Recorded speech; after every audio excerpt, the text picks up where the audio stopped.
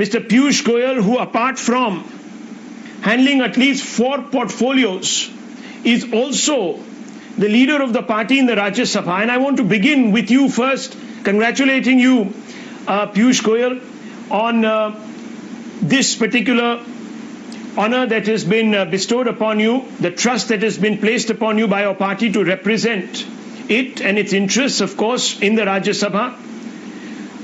But I want to draw your attention today, since we are talking less in political terms and more in ideological terms about our parliament. And I want to draw your attention to a quote by Jawaharlal Nehru, who said, "Parliament does set some kind of an example to the rest of the country as we behave here, to each other, towards our work, towards the general public. To some extent, others will behave elsewhere." So in that context, Mr. Goyal, have our parliamentarians set the right example by and large over these epochal years that India is maturing and seeing? Thank you very much for your kind words, Rahulji. It truly is a very unfortunate situation that when the country is preparing to celebrate India at 75, celebrate the freedom that our freedom fighters fought to get for all of us, celebrating the achievements of the last 75 years, embarking on the next journey as we move towards India at 100 and prepare the nation to truly achieve our rightful place in the Committee of Nations. We have had this very unfortunate and very unpleasant experience over the last 4 weeks, where some sections of Parliament have demonstrated a deep frustration at a series of losses, a deep sense of insecurity about their future, and possibly a lack of maturity, a lack of understanding of the mood of the people of India, and certainly lack of leadership. What we have seen in the last 4 weeks was not something that happened very naturally. I think it was a pre-planned strategic decision made well before the session started by certain sections of the opposition, that they wanted to somehow show the people that we've had a washout of a session, not allow anything to happen.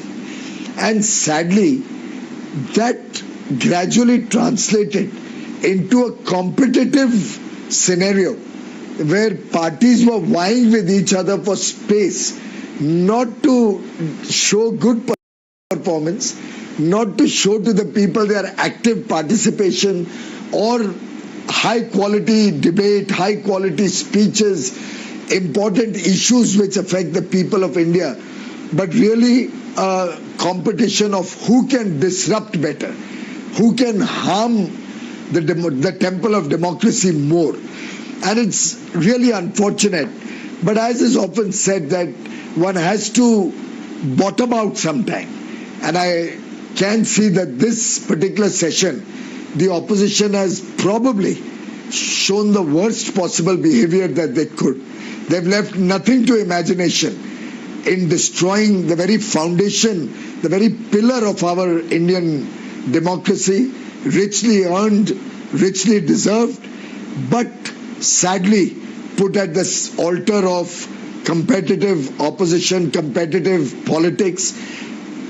I do feel sad today, but I also feel confident that the people of India, having seen this spectacle and the kind of feedback, I do hope the opposition also takes feedback from the people, will probably sober them going forward. Well, we'll talk about disruptions and the impact that it has on democracy, sir. We'll talk about that. But Mr. Goyal, let's go back in time. It was always not like this. You said this is perhaps a bottoming out, and one hopes that you're right. But, barring 19 months of emergency, Parliament has been the cradle of, some very far-reaching legislations. Has there been any one period, one decade, that you would single out as perhaps the Parliament's finest, where you felt proud to be a parliamentarian, part of some big thing? Rahulji, I have only been in Parliament 11 years now, and well, we were in opposition for 4 of those 11 years. We did have dissent. We did oppose a lot of the things that happened, but they were always on issues which were like a CAG report, like a Supreme Court verdict. There were issues of very, very deep significance for the country on which we would certainly raise our opposition, voice our dissent.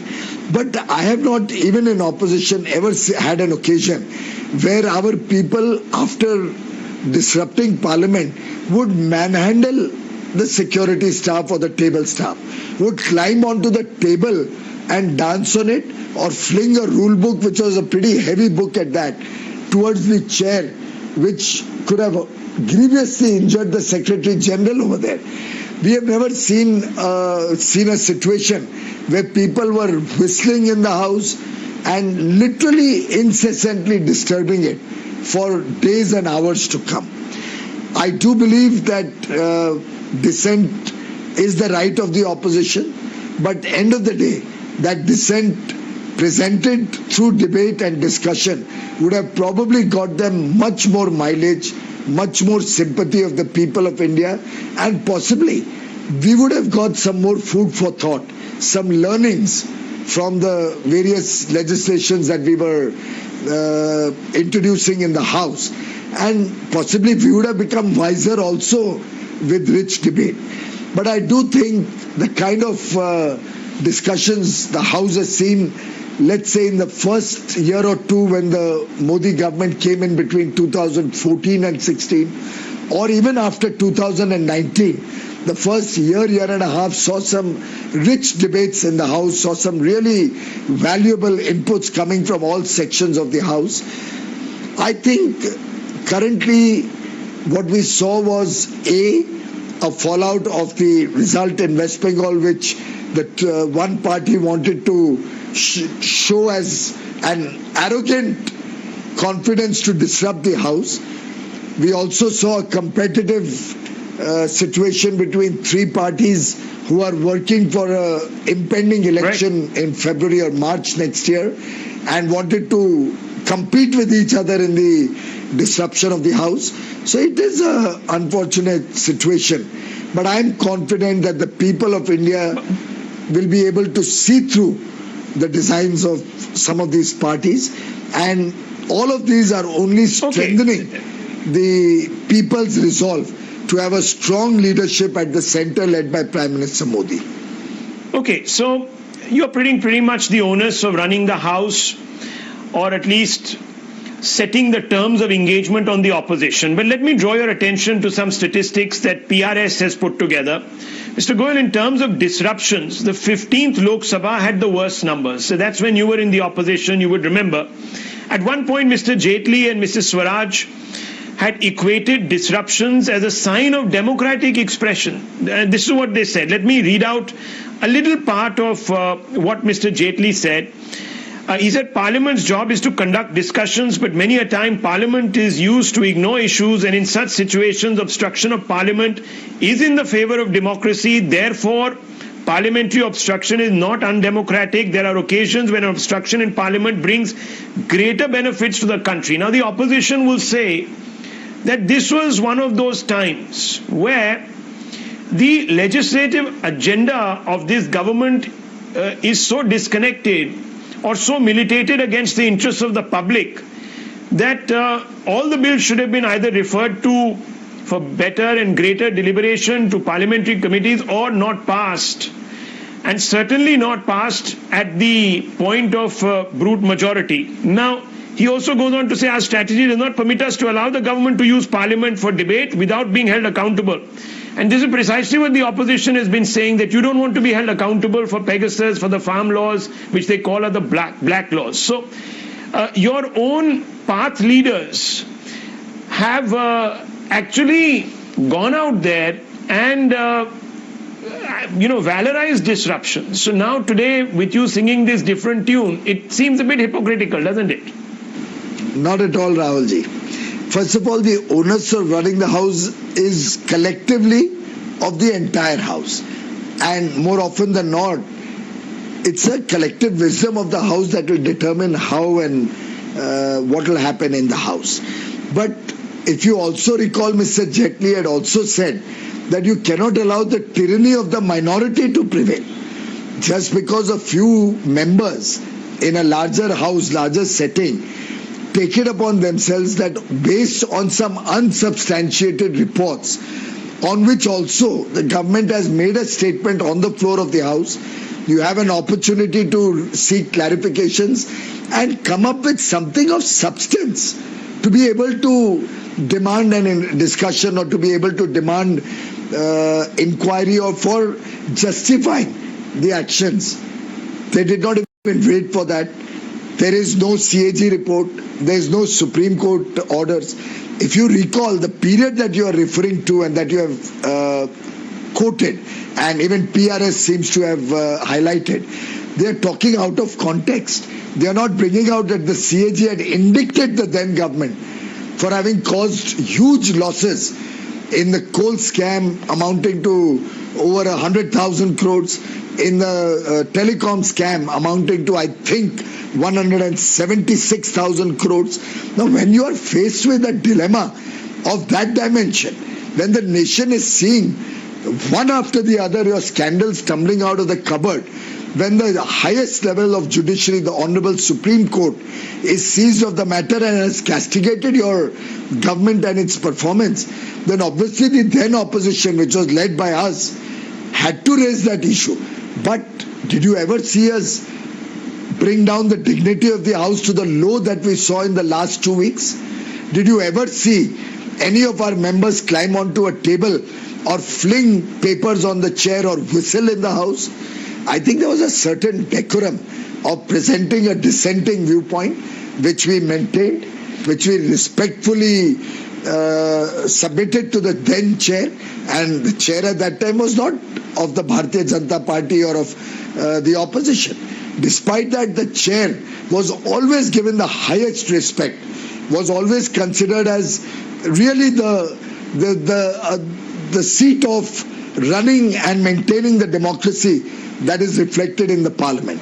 So I would certainly not equate the two at all. Here, if you recall, a senior leader of the principal opposition party at the highest level had been consistently saying from day one that this session should be a washout, possibly some sort of a sadistic pleasure in getting a washout of a session. Another leader of another very large party, probably the second largest in the house, had very categorically informed us that, brother, this session is gone till the 13th August, you can write it off. So I think the mind was made up. The mindset was to disrupt this house. It was not about a particular discussion or another. Okay. On the first Business Advisory Committee, they had demanded discussion on 3 subjects. Now let me take economy, you back in including time. Price rise and all other things. Agriculture, including farm laws, and COVID. And we were ready for all. Then they changed track. If you would have agreed for that, okay, they would have changed track. Idea was not to have a discussion. Okay, so the idea was not to have a discussion. Let me take you back in time, sir. During the Indo-China War, Mr. Vajpayee was very critical of Prime Minister Nehru at that time. And what actually happened was quite precedent setting, because suddenly out of the blue, Mr. Nehru called a special session of Parliament. I'm just talking about how far the Prime Minister of that time went to try and accommodate dissent or even try to cross the aisle by engaging with the opposition. And there was a special session, and of course there was a stirring speech which, I think was one of the finest delivered. Some will argue that it was the 13th-day, end of the 13th-day speech of the NDA one, really, the first 13-day government of the NDA, which was the finest by Atal Bihari Vajpayee when he quit. The argument can go on. But what I'm trying to get at is there was a spirit that let's come together Now, I haven't seen that here, and there hasn't been any attempt to engage the opposition at that level. Now, why did it not happen? Well, by the way, the Honorable Defence Minister went and met Mr. Antony, Mr. Sharad Pawar, two former defence ministers, before this session even started. He went to their homes and met them. I kept seeking time from the leader of the opposition in the Rajya Sabha to go and meet him. I didn't get time, but I was able to meet their deputy leader, Mr. Anand Sharma, and their former leader, Mr. Ghulam Nabi Azad, more for guidance, also to understand what will be my responsibility since I had been appointed leader of the House. And we reached out to all sections of the parliament. More than one occasion, Prahlad Joshi ji, the Parliamentary Affairs Minister, and I regularly tried to have an outreach, invite them for discussions. The Honourable Home Minister and the Honourable Defence Minister talked to the leaders of various parties to try and find some meeting ground. But on the basis of some report, which is totally unsubstantiated, denied by many of the principal players involved, at best we could offer them a statement, and in that statement it was very categorically stated, the government's position was very categorically stated that there was no irregular or unauthorized activities carried out in that regard. Now after that, they could even have asked clarifications in the Rajya Sabha. There's a tradition of that. They chose instead to pull the minister's statement, not allow him to even make that statement. Which is why I say the intention was not discussion or debate. We know what happened. The times that you are referring to, look at the quality maybe of the Prime Minister, opposition. again, Here, look at the type of behavior. I'm talking about the then Prime Minister Jawaharlal Nehru. Just taking, going back again into time, just stating that it was the Prime Minister then who decided to take that step. Even Atal Bihari Vajpayee, in fact, as you know, held a special meeting with the leaders of the opposition, etc. We didn't see that from the Prime Minister's own office, from the Prime Minister's own personage.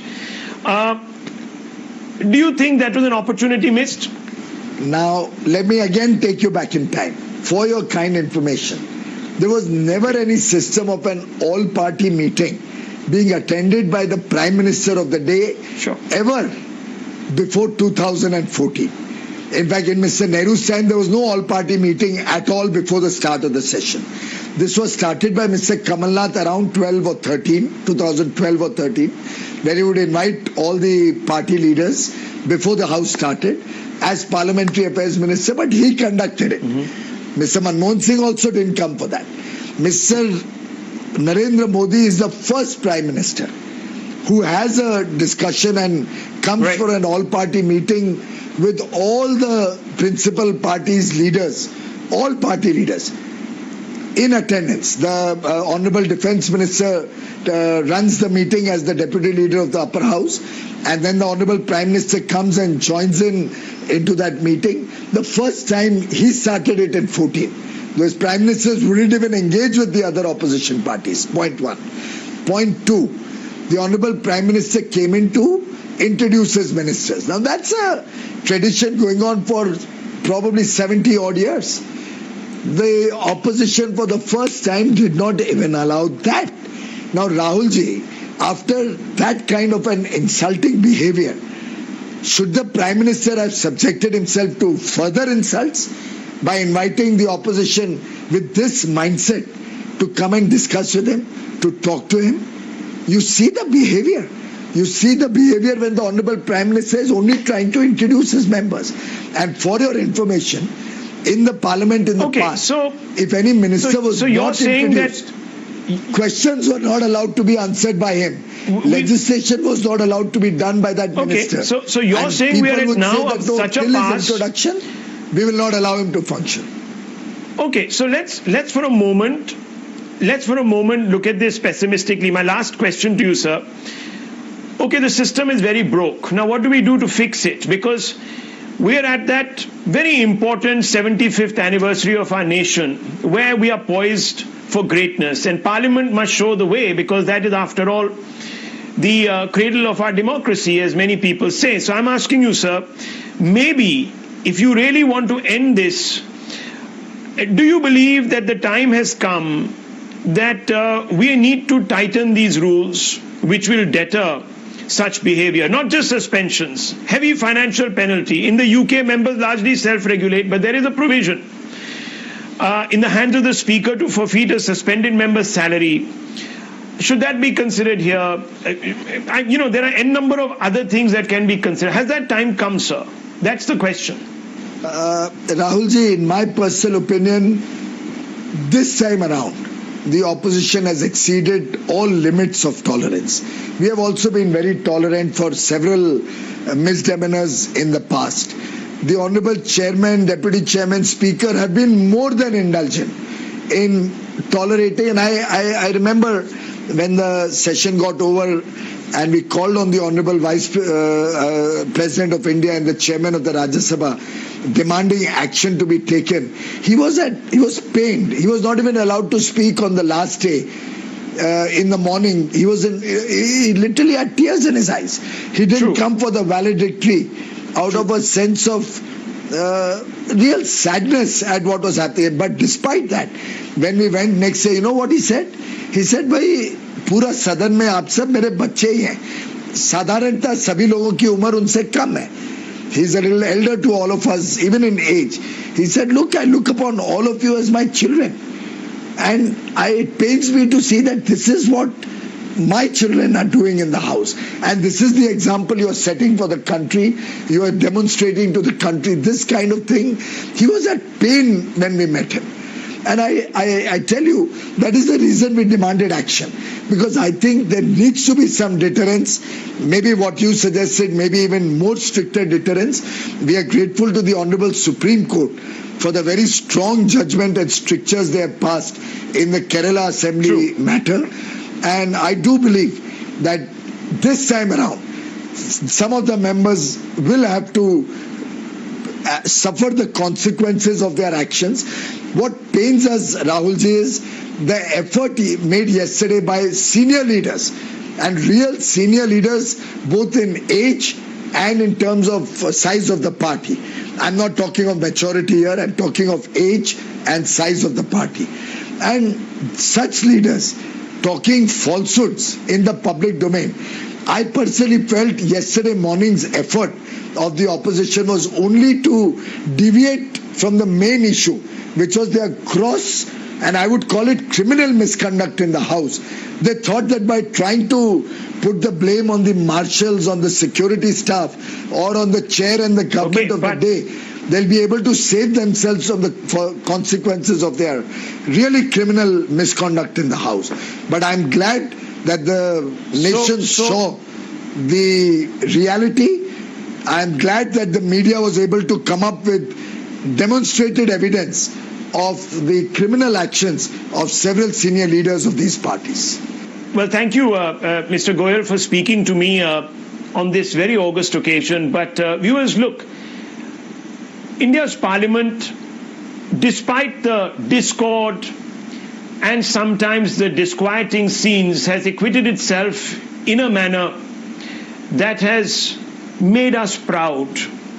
When we look at history, we just don't look at the here and now. This is one session, and we usually assess the working of an institution over a period of, in this particular case, 7.5 decades.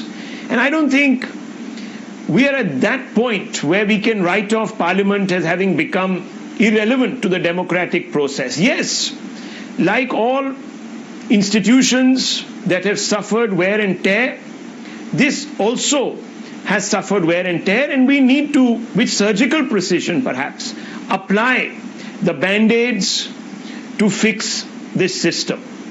And I can tell you, if it has dawned on all of us, and therefore by extension on our parliamentarians, that they have not acquitted themselves very well, then I am sure, viewers, as responsible representatives, they will, of not just us but of our democracy, they will self-regulate and they will come up with a solution. It has happened in the past, it will happen again. Thank you very much. Thank you very much for speaking to me.